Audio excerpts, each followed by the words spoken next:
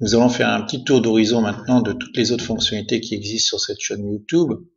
Bon, un grand nombre sont réglés par défaut, ils sont rarement changés, mais ça permet d'avoir une petite visibilité de ce qui existe. Donc lorsque vous avez cliqué sur chaîne, état et fonctionnalités, nous l'avons vu, tout a été activé. Maintenant on peut aller dans paramètres par défaut des vidéos mises en ligne. Alors ça c'est assez important tout de même, c'est-à-dire que vous définissez, lorsque vous envoyez une vidéo dans votre chaîne YouTube, si par défaut elle est publique ou si par défaut elle est privée. Donc, si vous n'avez pas envie de basculer du privé au public, parce que systématiquement toutes vos vidéos sont en public, vous laissez en public. Si par contre vous avez tendance à faire des essais, des montages, et garder un certain nombre de vidéos pour vous, en privé, il vaut mieux mettre par défaut qu'elles soient en privé. Alors, au niveau de YouTube, vous avez trois niveaux, je dirais, de confidentialité. Soit privé, il n'y a que vous qui peut accéder à ces vidéos. Soit public, tout le monde peut les voir. Et puis un niveau intermédiaire qui s'appelle non répertorié. C'est-à-dire que vos vidéos ne sont pas visibles directement sur votre chaîne YouTube. Elles ne sont pas répertoriées, ne sont pas scannées par les moteurs de recherche de YouTube ou de Google pour vous retrouver. Par contre, elles ne sont pas véritablement complètement privées parce qu'elles vont être possibles, elles vont pouvoir être vues grâce à une adresse web, une URL très très longue, très compliquée à savoir, mais qui pourrait être envoyée par un mail par exemple et retransférée à une autre personne et qui pourrait elle-même la voir sans être identifiée. C'est pas tout à fait du privé, c'est pas facile quand même de retrouver une vidéo en non répertoriée, mais c'est pas du tout du public non plus. Donc si vous laissez en public, tout sera en public. Si vous laissez en privé, tout sera en privé. Il faudra bien évidemment ne pas oublier d'activer les vidéos privées pour les mettre en public si vous voulez que tout le monde les voit. Vous pouvez sélectionner une catégorie par défaut de ce que vous avez l'habitude de faire, mais tout ça, pour chaque vidéo qui sera mise en ligne, vous pourrez les modifier une par une. Ça, c'est le cadre, je dirais le modèle par défaut. Si vous modifiez rien, qui sera mis sur la vidéo que vous voulez publier. Vous n'êtes pas obligé de mettre un titre, sauf si elles ont toutes à peu près le même titre, description. Est-ce que vous autorisez les commentaires par défaut ou définitivement jamais, ou alors il faut les approuver. Donc ça a une sorte de filtre de modération.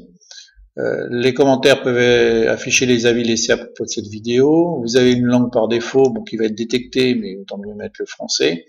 Les certificats des sous-titres, ça vous jetterez un petit œil, c'est pas très très important.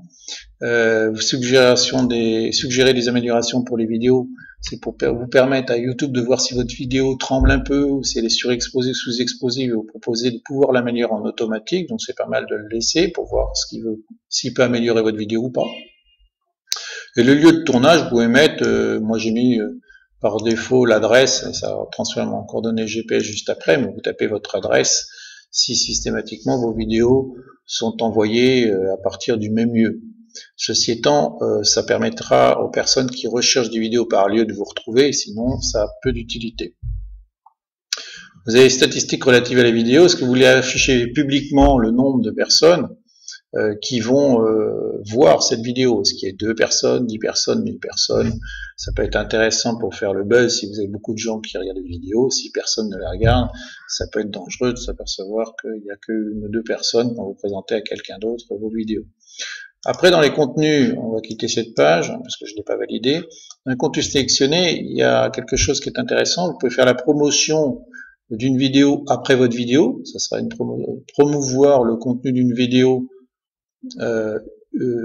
qui vous appartient après avoir vu une autre vidéo, ou faire carrément une annonce de chaîne, c'est-à-dire pour toutes les personnes qui ne seraient pas abonnées à votre chaîne YouTube, verrez une sorte de petit clip d'introduction, faut-il encore l'avoir fait.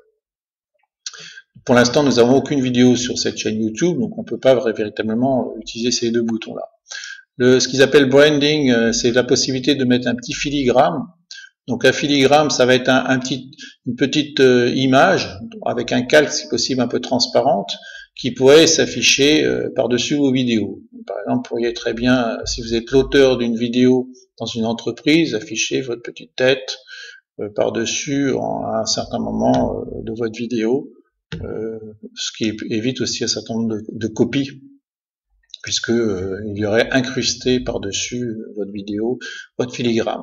Et puis il y a aussi des options avancées, des mots-clés de la chaîne, ce qui vous permet de vous retrouver plus facilement dans YouTube, classés par catégorie vos types de vidéos. Donc par exemple ici on pourrait mettre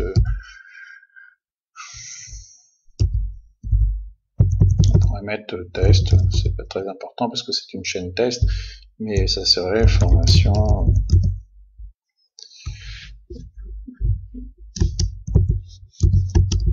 YouTube, etc.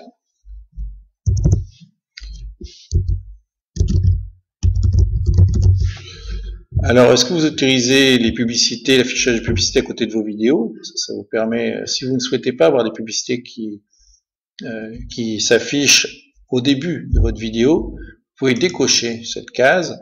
Il faut savoir que ça n'empêchera pas les publicités d'apparaître dans vos vidéos si notamment vous faites apparaître dans votre chaîne des vidéos d'auteurs qui ne sont pas d'autres auteurs, donc d'autres personnes qui eux-mêmes ont accepté que leurs propres vidéos soient monétisées. Par contre, de la même façon, si vous-même voulez monétiser certaines vidéos, bien évidemment, ça ne fonctionnera pas, c'est-à-dire que les publicités s'afficheront tout de même.